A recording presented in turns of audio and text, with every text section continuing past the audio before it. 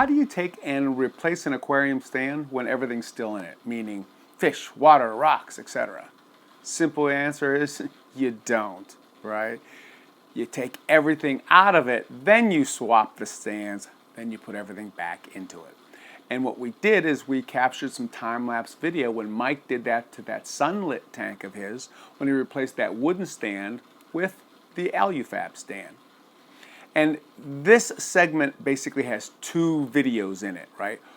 I want to say the total is probably around 6 to 8 minutes, right? Of which the first video is a super fast time lapse, lasts probably about a minute or so of the whole process, right? So it's 8-ish hours condensed down to a minute, right? The next segment, which is probably about 6-ish minutes, is a slowed down version with a little more detail, different camera angles, so you can kind of really see what's going on there. 3 main points to kind of highlight right before you watch the videos. Number 1, you'll notice, and again, this is for those new hobbyists who want to do that stand replacement. Mike took the water, meaning all of the water he saved in buckets. Reason why is relatively, obvious to us who have been in the hobby for a while. You want to make sure you don't shock the organisms with different parameter kind of water, right? And so again, you want to take as much water as you can. The second thing to point out is that when he had everything kind of taken apart, he took the time to get rid of some critters. One segment, I think in there you'll see a bristleworm about the size of my finger, and again, normally you couldn't get that. They had tweezers, pliers, etc. So he could get in there and get the critters out of the live rock. Third thing you'll notice is he spent a lot of time making sure that that stand was level. When I say stand, I mean stand and tank. He's gotten burned by that in the past, right? Where pressures caused tank leaks, etc. So again, very important to make sure that that stand is level left to right as well as front to back. And you'll notice that in this segment, and there are a few other nuggets that you can kind of go through there and pull out as well.